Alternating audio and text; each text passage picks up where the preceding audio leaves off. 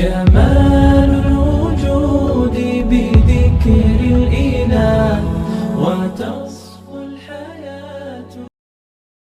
بسم اللہ الرحمن الرحیم.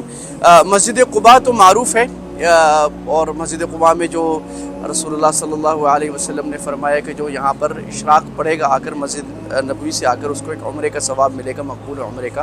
ہم سب یہاں آتے ہیں. دو باتیں، ایک بات تو یہ کہ رسول اللہ کا مصلی کہاں تھا. تو ہمارے ساتھ جو مدینہ کے حضرات پرانے چل رہے ہیں، جن کو بڑا علم آثار کا، انہوں نے بتایا اس کی آسان علامت یہ ہے کہ یہ جو گنبد ہے، اس گنبد کے نیچے اللہ کے نبی صلی اللہ علیہ وسلم کا مصلی تھا. کیونکہ مسجد قباء پہلے بڑی چھوٹی تھی، وہ بھی ہم نے دیکھی ہے، بڑی کی گئی. تو یہ تاکہ سب کو معلوم ہے کہ گنبد ہے، تو گنبد سے اللہ کے نبی کا مصلی اس کے نیچے تھا جہاں آپ نماز پڑھا تھا. اچھا، ایک بڑی انٹرسٹنگ بات یہاں میں 20 مرتبہ آیا جو مجھے نہیں پتا تھی.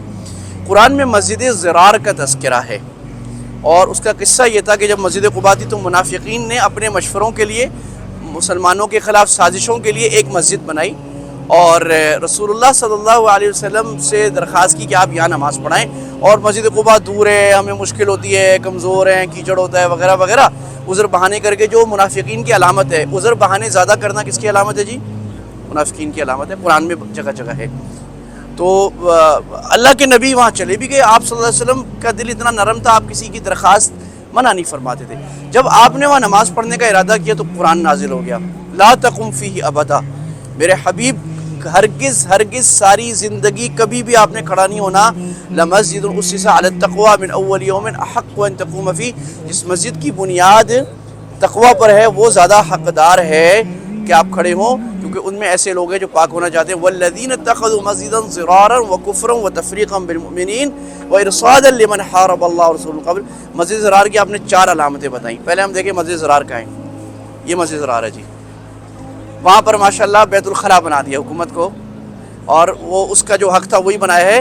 اور اللہ فرما رہے ہیں کہ جنہوں نے مسجد مسلمانوں کو تکلیف، زرار کا مطلب مسلمانوں کو تکلیف دینے کے لیے مسجد بنائی، کفر کو فروغ دینے کے لیے، اور مسلمانوں پر جاسوسی کے لیے، میرے نبی اس میں آپ کبھی بھی کھڑے نہ ہوں.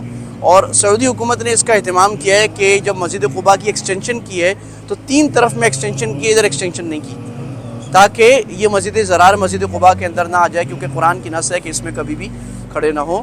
تو یہ مسجد زرار تھی. اور اس میں ہمیں سیکھنے کی بات یہ کہ جو لوگ مسلمانوں کو تکلیف دیتے ہیں، مسلمانوں کے خلاف جاسوسی کرتے ہیں، مسلمانوں کی جمعیت کو خراب کرنے کی، مسلمانوں میں تفرقہ ڈالنے کی، مسلمانوں میں فتنہ فساد ڈالنے کی کوشش کرتے ہیں، وہ ان منافقین کے پیروں ہیں، چاہے وہ مسلمانوں میں بظاہر ہوں یا غیر مسلموں میں ہوں. ان منافقین کے پیروں ہیں جنہوں نے مسلمانوں کو تکلیف دینے کے لیے مسجد بنائی. اور ان پر یہ وعید قیامت تک ایسے لوگوں پر یہ آ رہی ہے. قرآن مجید کی سورہ توبہ کی وعید مسجد ضرار. السلام علیکم ورحمۃ اللہ.